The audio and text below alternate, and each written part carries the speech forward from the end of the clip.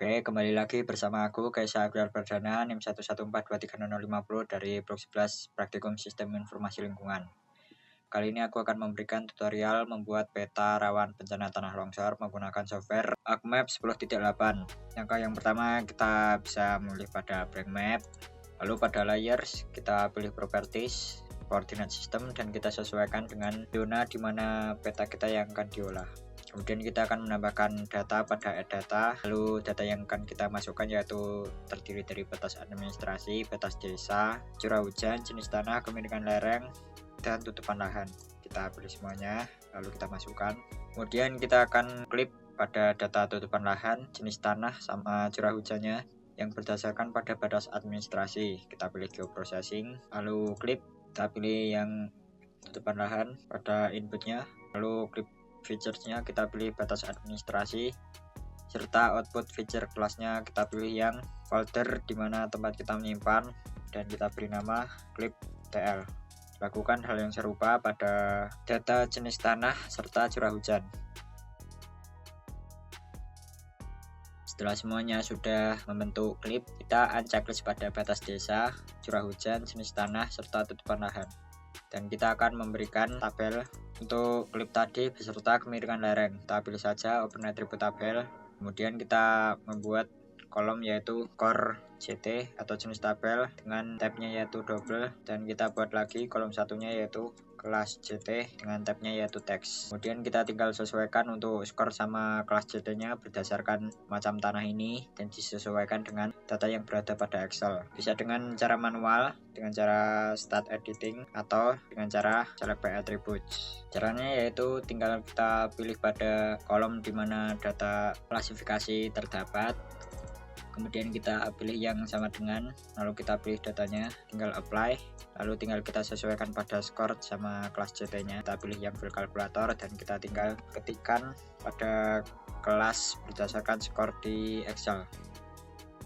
Kemudian jika kita menemukan jenis tanah yang sama skornya, kita tinggal pilih saja, lalu kita pilih yang OR, lalu kita ketik lagi yang macam tanah, dan kita pilih saja yang kelasnya jenis tanah yang kelasnya sama tadi. Maka untuk skor jenis tanah dan kelas jenis tanah akan menjadi seperti ini. Kemudian kita lakukan hal yang sama pada tutupan lahan, namun untuk yang tutupan lahan kita hanya perlu menambahkan skor saja, tabnya yaitu double. Jika sudah selesai untuk menambahkan datanya, kita bisa pilih yang clear selection, dan inilah data untuk yang tutupan lahannya. Kita lakukan hal yang sama pula pada curah hujan dengan data kolom yang seperti pada jenis tanah tadi yaitu skor sama kelas. Dan ini untuk yang data pada curah hujan. Yang terakhir yaitu pada kemiringan lereng, yaitu kita juga menambahkan untuk kelasnya saja karena pada skornya sudah diwakili oleh grid code ini. Jika sudah, maka begini data untuk kemiringan lerengnya. Kemudian jika sudah melakukan tabeling pada semua datanya, kita akan lakukan overlay untuk klip curah hujan, klip jenis tanah, klip tutupan lahan, sama kemiringan lereng. Kita pilih saja yang geoprocessing, lalu kita pilih yang Junayon. Untuk inputnya kita pilih saja semuanya yaitu curah hujan, jenis tanah, tutupan lahan, sama kemiringan lereng. Dan untuk outputnya kita pilih folder penyimpanan kita dan beri nama peta rawan bencana longsor, dan kita pilih OK. Jika peta rawan bencana longsor sudah terbentuk, kita unchecklist pada kemiringan lereng dan semua klipnya, lalu kita pilih yang peta rawan tadi, kita pilih open attribute tabel, dan kita buat kolom untuk bobot CT, bobot TL, bobot CH, sama bobot KL dengan semua tabnya yaitu double.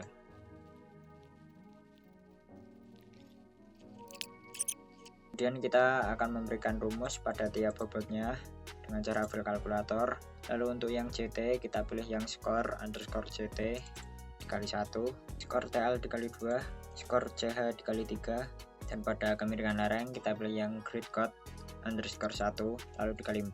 Kemudian jika sudah mengisi pada bobot CT, bobot TL, bobot CH, sama bobot KL, kita juga akan membuat kolom baru namanya yaitu total dengan tabnya yaitu double, serta untuk kelas KB atau kebencanaan dengan tabnya yaitu teks.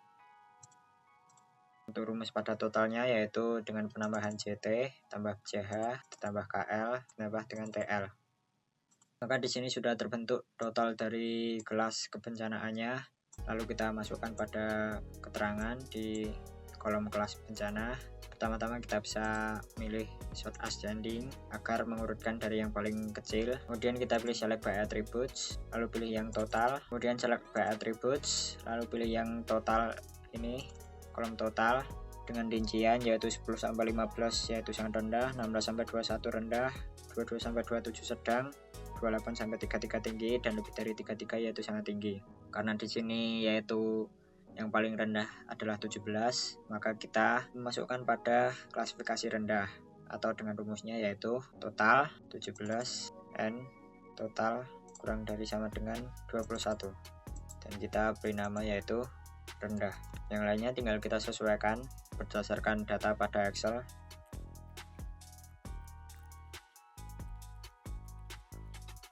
Dan untuk kelas sangat tinggi yaitu lebih dari 33, kita pilih yang lebih dari ini, lalu ketikkan 33. Kemudian kita juga bisa memberikan data luas yaitu luas per D atau luas daerah dengan tabnya yaitu double. Kemudian pada kolom luas ini kita kalkulat geometri, lalu propertinya area, dan koordinatnya kita sesuaikan, dan unitnya yaitu hectares. Kemudian kita pilih yang peta rawan bencana, lalu yang properties, lalu pada simbologi kita pilih yang kategoris, dan pada value field-nya kita pilih yang kelas KP. Kita add all values. Lalu untuk yang kelas rendah itu diberi warna peridot green sangat tinggi yaitu Mars red, sedang solar yellow, dan yang tinggi adalah electron gold. Dengan semuanya tidak diberi outline atau no color.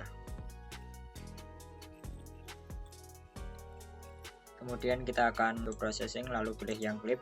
Untuk inputnya kita masukkan pada batas desa, dan klipnya yaitu peta rawan bencana. Untuk outputnya kita pilih folder penyimpanan, lalu kita masukkan namanya yaitu peta rawan bencana, longsor. Kita pilih save, kita pilih OK. Kemudian kita akan memberikan outline pada peta rawan bencana yang baru.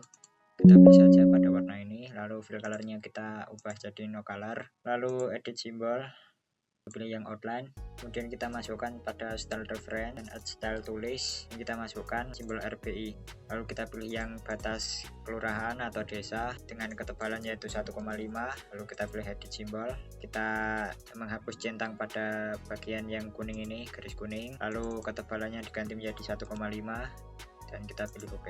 Kemudian kita juga akan memberikan nama tiap desanya, kita pilih yang peta rawan bencana tanah longsor, pilih yang labels, kita centang label features in this layer, lalu label file-nya kita pilih desa.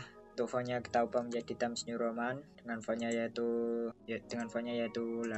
Untuk placement properties pada polygon settings yaitu always horizontal, lalu duplicate labelnya yaitu remove duplicate labels, kita pilih yang apply. Oke. Jika sudah jadi seperti ini, kita bisa save di folder masing-masing.